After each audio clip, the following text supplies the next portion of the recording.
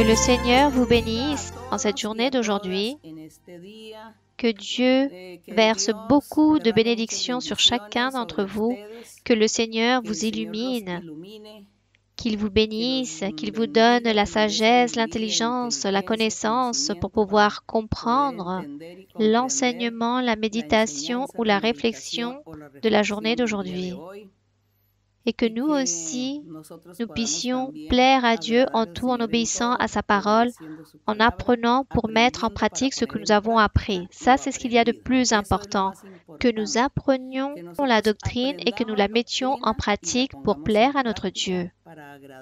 Aujourd'hui, je vais répondre à certaines questions que les frères et sœurs, je suppose qu'il s'agit de personnes récentes dans l'Église, qui me posent ces questions, car les frères et sœurs anciens et anciennes, je sais très parfaitement qu'ils maîtrisent ces sujets que je vais mentionner aujourd'hui. Alors, je vais donner la réponse, comme je l'ai dit tout à l'heure, aux personnes qui sont récentes et qui m'ont posé ces questions. Et dans la première question, quelqu'un me demande: est-il nécessaire de dire « Nous nous verrons demain, si Dieu le veut »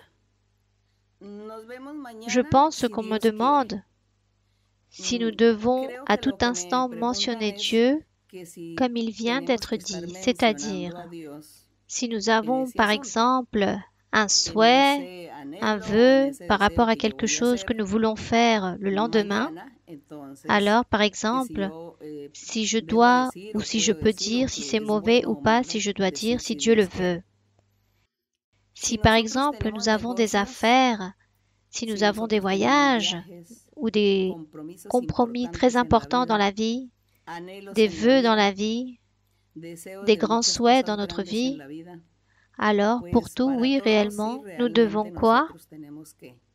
Mentionner que si c'est la volonté de Dieu, alors on pourra voyager ou on pourra réaliser des affaires ou qu'on se voit demain pour réaliser telle affaire ou pour nous présenter dans une réunion, dans un projet, peu importe. Alors, il est correct de dire si Dieu me le permet.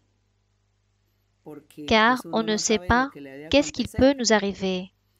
Alors je pense que par respect et pour mettre en évidence le nom de Dieu, que sa volonté est par-dessus tout, alors oui, on peut dire s'il s'agit de la volonté du Seigneur. Ou si Dieu me le permet, je voyagerai dans cette ville. Ou si Dieu me le permet, je pourrai réaliser cette affaire où je veux vendre la maison ou acheter une maison. Et ensuite réaliser une affaire ou faire ceci, cela, alors, si Dieu le permet, c'est cela, avec révérence, en déposant notre assurance en Dieu et en mettant Dieu toujours en premier lieu. Et ce n'est pas que dans n'importe quelle chose qui n'a aucun sens, nous sommes en train de nommer Dieu sur des choses si simples.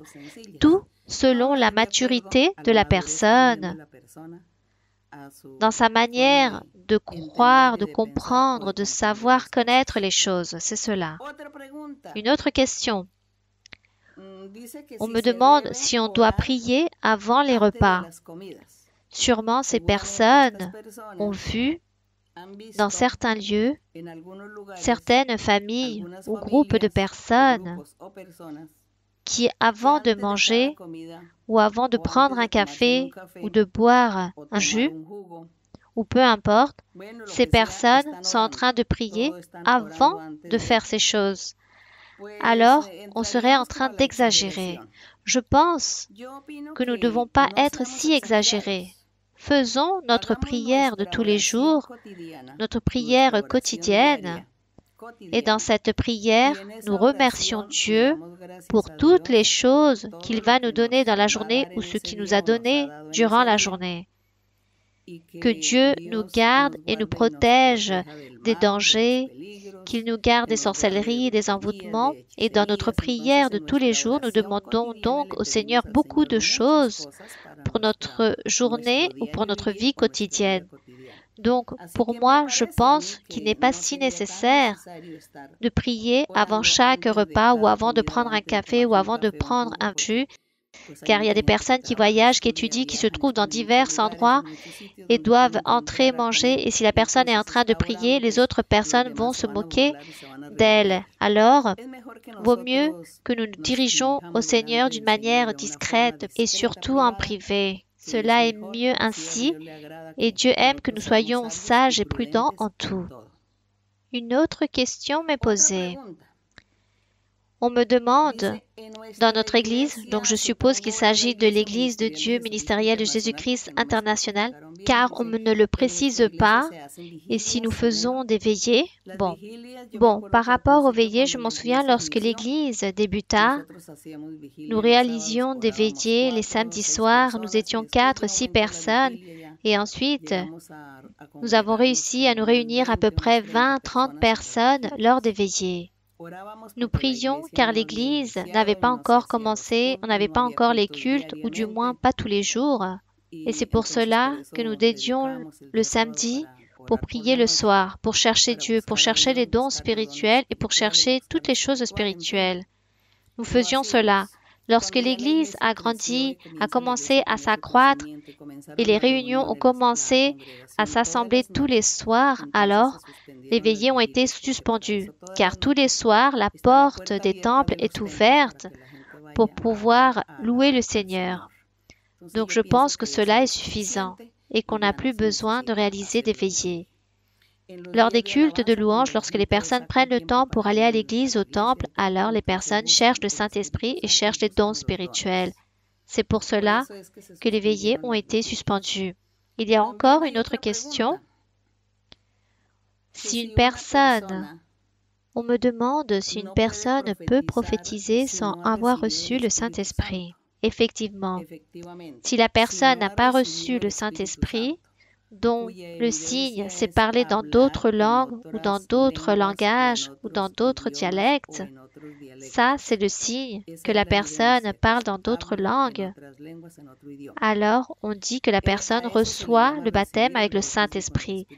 Si la personne n'a pas reçu le baptême avec le Saint-Esprit, elle ne peut pas prophétiser, car la prophétie se développe, se déclenche après avoir reçu le baptême avec le Saint-Esprit. Ça, c'est le signe. Donc si vous voyez ou vous connaissez des personnes qui ne parlent pas en langue, n'ont pas reçu le Saint-Esprit, et vous les voyez en train de parler des soi-disant langues, en train de réaliser des gémissements, des choses surnaturelles, des choses qui ne sont pas normales, il faut donc faire très attention car il se peut qu'il s'agisse d'esprits trompeurs, de mauvais esprits qui viennent tromper la personne et la personne croit qu'il s'agit de Dieu, qu'il s'agit du Saint-Esprit, mais il s'agit de mauvais esprits. Donc, il faut faire très attention et se garder de cela.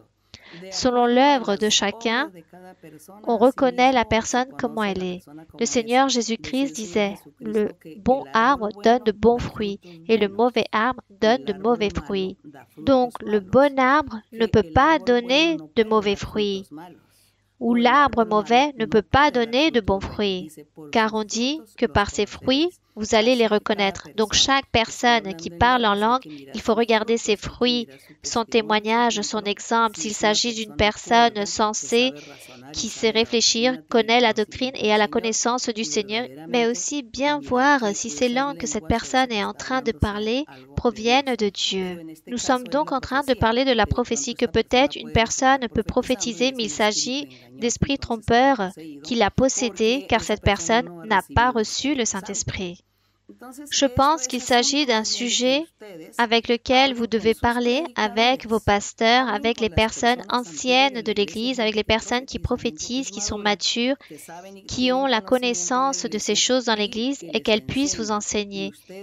Et vous, gardez-vous, ne vous laissez pas tromper par le diable. Demandez toujours, car le diable est toujours prêt pour tromper les personnes, surtout dans cette période de la pandémie. où les temples sont fermés et comme personne ne se réunit dans l'assemblée, alors personne ne peut enseigner. Alors gardez-vous dans vos foyers, dans votre maison lorsque vous êtes en train de prier.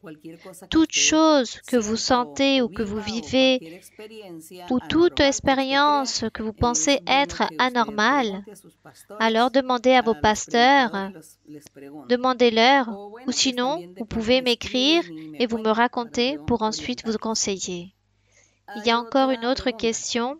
Si on peut recevoir les dons spirituels à travers le don de la prophétie ou la position des mains, selon la question, je comprends que si quelqu'un vous impose les mains, qu'à ce moment-là, lors de l'imposition des mains, si on peut recevoir les dons, ou si la personne qui reçoit l'imposition des mains reçoit les dons, oui, cela est ainsi. Car rappelons-nous que l'apôtre Paul disait à Timothée qu'il fallait travailler ses dons. Ce don que Dieu avait donné, du ministère que Dieu avait donné, il lui avait donné à travers la prophétie, à travers l'imposition des mains. Alors, à travers l'imposition des mains, on reçoit des guérisons, des délivrances, on reçoit des dons, beaucoup de choses on reçoit à travers le don d'imposition des mains. Alors, cela est correct. Il y a encore une autre question. Pourquoi les apôtres n'ont pas eu de richesse matérielle comme les anciens, par exemple Salomon, Jacob, Abraham, José et d'autres encore, qui ont été des personnages des hommes riches. Et on dit pourquoi les apôtres non. Prenons en compte que dans l'Antiquité, les bénédictions que Dieu donnait étaient matérielles. Celui qui avait plus de bénédictions, plus de richesses, c'était la personne qui se démarquait et on disait que cette personne était importante car elle plaisait en tout, comme dans le cas d'Abraham. Donc Dieu a béni Abraham, il l'a béni, il l'a enrichi. Il a béni Job et il l'a enrichi. Il disait que c'était des hommes de Dieu. Dieu a béni Salomon, le roi Salomon, et l'a rempli de beaucoup plus de richesses qu'à d'autres. Donc à l'époque, tout était matériel et tout était mis en évidence par les choses matérielles, par les bijoux, l'argent, toutes les choses précieuses. De cette façon était mise en évidence la grandeur, la bénédiction et la prospérité que Dieu donnait aux hommes. Ensuite, dans l'évangile de notre Seigneur Jésus-Christ, comme tout cela est spirituel, il s'agit de choses spirituelles et le Seigneur Jésus-Christ a enseigné qu'il ne s'agissait plus d'abondance matérielle et que les personnes ne devaient pas s'inquiéter pour chercher les choses matérielles ou devenir riches, mais chercher cette richesse spirituelle, car elle était plus importante, chercher la vie éternelle, avoir une vie spirituelle et non les choses matérielles et physiques, car cela ne conduit à rien de bon. Donc, le Seigneur, disons, qu'il fait un retour de système et le Seigneur a commencé à dire non, vaut mieux que vous soyez riches, mais spirituellement, que vous soyez riches, mais que votre richesse se focalise dans la vie éternelle, non à ce monde. Et c'est pour cela que les apôtres, lorsqu'ils commencent à prêcher l'Évangile, le Seigneur leur a démontré, il n'a pas démontré au monde l'importance des apôtres avec leur richesse matérielle physique, mais il a démontré au monde que les apôtres étaient des êtres importants avec une richesse spirituelle, c'est-à-dire les dons, les prodiges, les miracles que Dieu faisait à travers eux. Ça, c'était l'importance, cette richesse spirituelle. Pour les autres choses, le Seigneur disait, ne vous inquiétez pas, car rien ne va vous manquer. Comme les oiseaux, ces animaux qui volent, ils ne travaillent pas et Dieu leur donne la nourriture. Alors, comme eux, rien ne va vous manquer. Cependant, cherchez des choses spirituelles car c'est ce qu'il y a de plus important. Car dans l'Antiquité, tous avaient des richesses matérielles mais n'avaient pas la vie éternelle. Il y a eu donc un échec dans cette étape dans l'ancien temps que personne n'a été sauvé. Et la richesse n'a pas sauvé les personnes. Donc aujourd'hui, notre richesse, c'est notre vie spirituelle, les dons, les valeurs, les qualités, les vertus spirituelles. Voici ce qui vaut aujourd'hui. Cela vaut plus est plus important que autre chose ou que des millions d'argent, de bijoux ou peu importe qui puisse exister dans le monde. Donc la richesse spirituelle, voici la différence. C'est pourquoi aujourd'hui le Seigneur dit que ce n'est pas un péché d'avoir des richesses, mais Dieu dit ne déposez pas votre cœur dans les richesses matérielles et physiques, déposez votre cœur dans la richesse spirituelle. Voilà ce qui est important car cela vous donnera la vie éternelle. Bien. Il y a une autre question qu'on me pose. Un jeune m'écrit et me pose des questions et on me demande si cela est mauvais ou si c'est un péché ou comment Dieu voit cela de se réunir dans des places de taureaux, dans les arènes, dans ces corridas en Espagne. Je dirais, pauvre taureau, moi je n'irai pas là-bas. Cela me remplirait de nervosité, d'angoisse, de chagrin, de souffrance pour cet animal. La Bible ne le dit pas, mais nous, par conscience, nous nous rendons compte que cela n'est pas très beau à voir. Ou pour vous, est-ce correct dans ce combat de taureau qu'on enfonce une épée dans ce pauvre animal et cet animal en train de saigner? Non, moi je suis incapable de regarder cela. De même aussi pour les combats de coqs dans certains pays, dans certains villages, qui ont coutume de voir ces combats de coqs. Je suis incapable de voir cela. La Bible ne me dit pas que cela soit un péché, elle ne mentionne rien de cela. Personnellement, je ne pourrais pas aller à ces endroits. Je ne regarde pas cela, car pauvres animaux, c'est cela. Ça, c'est ma manière de penser. Puis, on me demande aussi, aller au casino. Dans les casinos où les personnes jouent leur propre argent, ça, ce sont des vices. Les personnes remplies de ce vice, de vouloir être dans le casino, de jouer leur argent et le perdre, mais comme cela est devenu un vice, alors la personne peu lui importe de perdre et se ruine. Non, moi je ne fais pas cela. Moi je garde mon argent. Je ne vais pas donner cet argent dans cet endroit. Je préfère le dépenser dans des choses plus importantes et je ne me trouve pas dans ces endroits à m'exposer à perdre ce que je n'ai pas. Alors, je ne vais pas à ces endroits. Mais la Bible ne le mentionne pas. Mais ma conscience, ma logique m'enseigne que je ne dois pas être dans ces choses. Les concerts aussi. Le fait d'aller se réunir dans ces endroits, d'écouter le rock, le reggaeton et tout cela. Moi, je n'aime pas cela, non. Moi, je n'aime pas du tout. Aller dans tous ces endroits où il y a tant de foule, où il y a tant de dangers, qu'on nous marche dessus, ou d'écouter tant de bruit, tant de choses. Non, moi non. Vous savez quelque chose? Moi, je n'ai plus d'appétit pour toutes ces choses. Je n'aime pas écouter ce genre de musique, même si on m'invite pour aller là-bas. Non, je serai plus tranquille en écoutant une musique plus agréable avec un violon ou écouter une valse. Bon, tant de genres de musique qui existent plus douces pour apaiser l'âme, son esprit, ou regarder la nature, contempler la mer, les arbres, le vent, les fleurs. Bon, il existe tant de choses merveilleuses qui attirent mon attention. Mais par rapport au rock et au reggaeton, moi non. Je ne dis pas que c'est un péché ou pas. Ça, ce sont vos consciences, votre manière d'être, de penser. Moi, du moins, lorsque j'ai connu le Seigneur, lorsque j'ai connu la Bible, j'ai plutôt eu cette envie de vouloir connaître plus de Dieu, de plaire à Dieu et de faire des choses sages qui n'aillent pas perturber mon esprit, ma conscience. Voilà ce que je fais. Donc, moi, je ne vais pas vous interdire ni non plus vous applaudir. Juste vos consciences et les goûts de chaque personne. Personnellement, je suis plus intéressée à chercher les choses du Seigneur, les choses spirituelles, plaire au Seigneur, faire des choses plus belles, alors je m'éloigne de toutes ces choses. Et je n'ai pas cette envie de vouloir me réunir dans ces endroits ou écouter ce genre de musique. Ça, c'est ma manière de penser, ce que je ressens aussi, car réellement, dans la Bible, on nous dit que nous devons nous éloigner de tant de choses qui peuvent souiller notre vie spirituelle ou peuvent perturber notre paix spirituelle, notre paix intérieure, et que nous devons nous éloigner de toutes choses. Alors réellement, ces choses, ce serait la seule chose qui pourrait nous éloigner d'avoir cette ferveur, cette allégresse, cette joie d'être avec le Seigneur.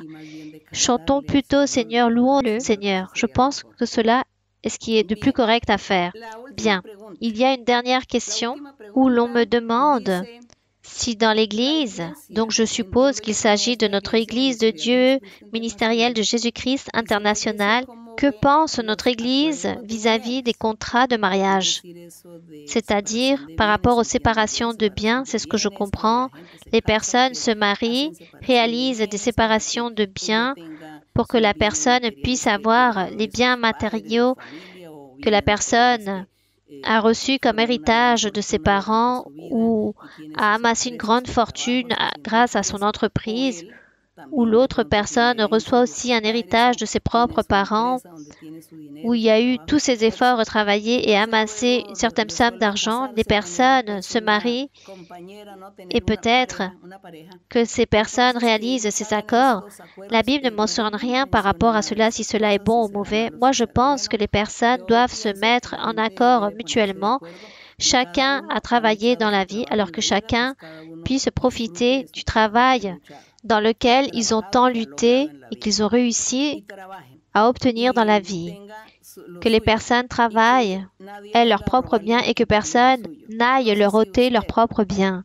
Si vous, par exemple, vous êtes un homme ou une femme adulte, vous avez eu vos enfants, vous avez vécu votre mariage et ensuite vous êtes resté veuve ou veuf et vous vous êtes divorcé, mais ensuite vous avez eu un nouveau conjoint ou conjointe et vous avez accumulé une certaine somme d'argent grâce au premier mariage que vous avez obtenu, où il s'agit peut-être d'un ancien héritage, et qu'après vous décidez de vous unir avec une nouvelle personne et vous voulez vivre ensemble car vous vous aimez et vous avez besoin de cette compagnie, ou peu importe, ensemble, vous vous mettez en accord et vous dites si ce qui est à toi est à toi, ce qui est à moi est à moi. Car j'entends souvent ces refrains, ce qui est à moi est à toi et ce qui est à toi est à moi et ainsi de suite. Car nous trouvons souvent cela dans les chansons. Disons que les personnes s'inventent cela dans la vie, mais comme on me pose la question si cela est un péché et qu'est-ce qu'il est écrit dans la Bible, mais la Bible ne raconte rien de cela. Disons que c'est plutôt les gouvernements, les lois, selon les différents pays où les gens se sont inventés cela, ou peut-être établi même des règles pour aider les personnes, pour aider les hommes et les femmes, pour que les personnes ne soient pas volées, ne soient pas dérobées par rapport aux propres biens qu'elles ont accumulés. Et donc, les gouvernements ont inventé toutes ces choses et tout cela est respectable. Il s'agit d'un accord mutuel dans le couple. Moi, généralement, je n'ai jamais vu lorsqu'un couple se marie pour la première fois, lorsqu'il s'agit de jeunes mariés, comme la plupart n'ont pas de fortune, alors ils ne pensent pas dans ces contrats. Tout simplement, ils sont amoureux et veulent s'unir, former un foyer, avoir des enfants et la fortune qu'ils amassent à partir de là leur appartient. Que ce soit lui qui travaille plus qu'elle ou vice-versa, ils amassent une certaine fortune et c'est de tous les deux et de leurs enfants. Mais nous voyons plutôt ces contrats par rapport aux personnes adultes et tout est respectable. Et personne n'est en train d'offenser Dieu en faisant toutes ces choses. Comme je vous le dis, la Bible ne mentionne rien par rapport à cela. Bon, mes très chers frères et très chères sœurs, j'espère que vous avez pu comprendre et les personnes nouvelles, car je sais qu'il s'agit de personnes récentes qui me posent ces questions. J'espère que j'ai pu me faire comprendre et que vous puissiez rester tranquille avec toutes vos questions que vous m'avez posées. Et pour plaire maintenant au Seigneur, pour louer notre Dieu, nous allons ouvrir nos Bibles dans le premier livre de Timothée, dans le chapitre 3. Donc, le premier livre de Timothée, chapitre 3, verset 14. Mais si vous n'avez pas trouvé très rapidement ce verset, ne vous inquiétez pas, je vais lire et vous allez être attentif à la lecture. Premier livre de Timothée, chapitre 3, verset 14. Nous le faisons pour donner l'honneur et la gloire à notre Dieu. Et l'apôtre Paul dit ici, il écrit à Timothée, qui est son disciple, et Timothée est un jeune homme, un homme de Dieu, et lui aussi était en train de présider une assemblée ou plusieurs assemblées, et Paul lui enseignait comment il devait enseigner aux personnes et comment il devait prêcher et enseigner la doctrine de notre Seigneur Jésus-Christ, la doctrine de l'évangile pur et véritable du Seigneur. Donc Paul dit à Timothée, « Je t'écris ces choses, Timothée, avec l'espérance d'aller bientôt vers toi. » Bon, Paul voulait voir Timothée très promptement, et c'est pourquoi je t'écris ces choses. Mais, afin que tu saches, si je tarde, comment il faut se conduire dans la maison de Dieu qui est l'Église du Dieu vivant, la colonne et l'appui de la vérité. Donc c'est merveilleux lorsqu'il dit que l'assemblée, c'est la maison du Dieu vivant. L'assemblée, c'est l'Église de Dieu. L'assemblée, c'est la colonne, c'est l'appui de la vérité de Dieu. Le véritable chemin qui mène à la vie éternelle. C'est cela. C'était la parole. C'était l'assemblée, l'Église, ce que le Seigneur avait fondé. Donc, l'apôtre ici dans le verset 16 dit, et sans contredit, c'est-à-dire que cela est incontestable. Grand est le mystère de la piété. Grand est ce que Dieu a fait et fondé depuis le début. C'est grand que Dieu ait ce mystère caché depuis bien avant la création du monde. Donc il dit que cela est indiscutable. Ce mystère est indiscutable. Qu'il s'agit d'un mystère. Que Dieu a été manifesté en chair. Un grand mystère. Dieu manifesté en chair. Quel si grand mystère! Comment cela est-ce possible que Dieu s'est converti en un homme, en un être humain? Cela est un grand mystère, voire difficile de comprendre et d'accepter et de croire. Mais ce fut un mystère. Il dit aussi que c'est un mystère que Dieu a été justifié par l'Esprit, c'est-à-dire que l'Esprit de Dieu est toujours parlé à travers la bouche de tous les prophètes en disant que notre Dieu allait se convertir en un être humain, qu'il allait venir sur la terre et qu'il allait être avec les êtres. Il s'agit aussi d'un grand mystère. Il dit aussi qu'il s'agit d'un grand mystère qu'il a été vu des anges. Ce mystère caché faisant référence à Dieu lorsqu'il s'est converti en un homme, en un être humain appelé Jésus de Nazareth. Et on dit que cet être appelé Jésus de Nazareth, il s'agit d'un grand mystère et qu'il a été vu des anges. Les anges le servaient. Les anges étaient constamment à ses côtés, le servant jour et nuit, le servant en esprit et aussi le servant en personne, comme l'être humain qu'il était en train de se comporter à l'époque. Quel mystère si grand!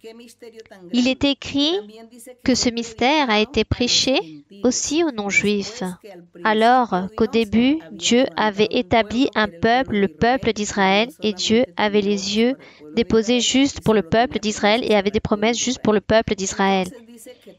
Et on dit que cela a été prêché aussi aux non-juifs, aux autres nations. Donc on dit qu'il s'agit d'un grand mystère caché et que ce mystère a été cru dans le monde. Dieu devenant homme en la personne de Jésus-Christ, beaucoup de personnes ont cru en lui, beaucoup de juifs du peuple d'Israël ont cru en lui, mais aussi les non-juifs ont cru en lui et croiront toujours en lui. Et qu'il a été aussi élevé dans la gloire. Donc, notre Dieu, une fois qu'il a été converti en cet homme, qu'il est descendu sur la terre parmi les hommes, il était là-bas lorsque les anges le servaient et que l'Esprit parlait de lui et que les hommes ont cru en lui à travers les miracles et les prodiges qu'ils ont vus et qu'ensuite il a été de nouveau élevé dans la gloire. Ça, c'est le grand mystère de la piété, du pieux, du fidèle, celui qui a réalisé de bonnes œuvres. Notre Dieu est devenu homme. Quel mystère si grand! Que l'honneur et la gloire soient pour notre Dieu. Nous élevons notre Dieu et nous lui donnons l'honneur et la gloire. Nous allons prier. Nous allons demander à notre Dieu qu'il nous aide à le valoriser, mais aussi que nous puissions l'aimer, le respecter, adorer le Seigneur, vénérer notre Dieu, car il est grand, il est si miséricordieux, il est saint, le Tout-Puissant. Lui, il s'est humilié en train de devenir homme comme quiconque. Il était parmi les hommes sur la terre, il s'est manifesté. Et les apôtres, les primitifs, ont vu sa gloire. Ils ont été témoins, car ils ont vu avec leurs propres yeux matériels, physiques, la présence de cet être si mystérieux, de ce mystère de la piété. Oui, mon Père saint, car toutes ces choses sont passées dans l'ancien temps. Et nous, aujourd'hui, mon Seigneur, nous te voyons avec nos yeux spirituels. Nous te sentons dans notre cœur, dans notre vie, mon Seigneur. Merci, mon Père. Merci, Seigneur, pour ce mystère caché. Merci, Seigneur, pour ta miséricorde, pour ta parole, pour tes promesses et pour l'accomplissement de tes promesses. Merci, éternel Dieu, car nous nous trouvons devant ta présence. Nous sommes choisis, privilégiés, mon Seigneur. Aide-nous à continuer de l'avant. Donne-nous de nouvelles forces. Rends-nous forts, fermes, pour continuer dans ton chemin, dans ce chemin de la perfection, de l'intégrité, pour louer ton nom, pour te glorifier, car tu es digne de cela. Merci. Mon Père, comme tu es amour, comme tu es miséricorde, je te demande en ce moment même, tends ta main, réalise les miracles, les prodiges, réalise-les pour toutes ces personnes qui se trouvent malades. Regarde, mon Père, beaucoup de personnes, d'hommes et femmes qui connaissent ta parole sont morts. Beaucoup de personnes appartenant à l'Église, mon Père saint. Je ne sais pas. Peut-être cela est ta volonté. Peut-être c'est ta volonté. Mais ce que je ne comprends pas, mon Seigneur, pourquoi tu ne leur as pas donné une autre opportunité de vie, une autre opportunité pour qu'ils puissent te servir avec les dons spirituels?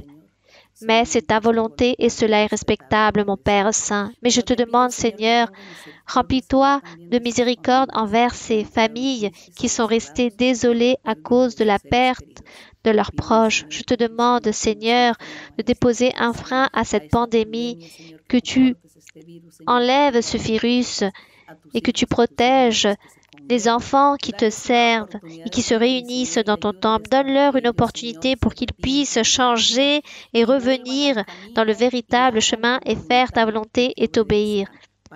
Au nom glorieux de Jésus-Christ, ton Fils bien-aimé, je te demande cela. Sois miséricordieux. Écoute la prière de ceux qui sont affligés, qui sont malades, qui sont tristes, qui sont en train de pleurer, qui ont leur cœur amer à cause de leurs proches qui sont morts à cause de cette pandémie que le monde est en train de vivre. Mon Père, sois miséricordieux. Sois miséricordieux.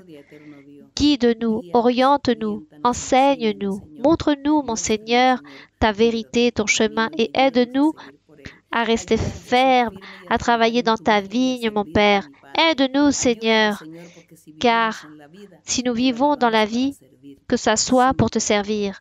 Je te demande aussi, Seigneur, que tu délivres les personnes qui vivent sous la servitude du diable, possédées de sorcellerie, d'envoûtement. Purifie, Seigneur, libère. Au nom glorieux de Jésus-Christ, je te demande, mon Seigneur, sois miséricordieux. Aide-nous, mon Père, au nom de Jésus-Christ. Gloire au Père, gloire au Fils et gloire au Saint-Esprit éternellement. Amen. Alléluia. Gloire à notre Dieu. Nous allons chanter au Seigneur le cantique 33 qui s'intitule « Libère-toi de la colère qui viendra ». De la colère que nous avons en ce moment même à cause de la pandémie. Nous avons la colère de notre Dieu. Dieu est en colère, il a châtié beaucoup de personnes et c'est pour cela que nous allons chanter ce cantique car il nous fait une invitation à la repentance pour continuer à suivre notre Dieu. Líbrate de la ira que vendrá, líbrate de la ira que vendrá. Cristo les dice a hombres y mujeres que todo el que creyere la salvación tendrá. Cristo les dice a hombres y mujeres que todo el que creyere la salvación tendrá. Líbrate de la ira que vendrá. Líbrate de la ira que vendrá. Cristo les dice a hombres y mujeres que todo el que creyere la salvación tendrá. Cristo les dice a hombres y mujeres que todo el que creyere la salvación tendrá. Béni soit notre Dieu, louange au Seigneur. Merci beaucoup mes frères et sœurs. J'espère que cette méditation a pu atteindre notre vie et que nous puissions nous mettre à jour avec le Seigneur. Demandons-lui pardon, réfléchissons, corrigeons-nous et servons-lui avec allégresse pour que notre Dieu nous bénisse et écoute nos prières, nos lamentations et que Dieu ôte nos tristesses et sèche nos larmes aussi. Que Dieu vous bénisse, je vous aime avec tout mon cœur et à très bientôt.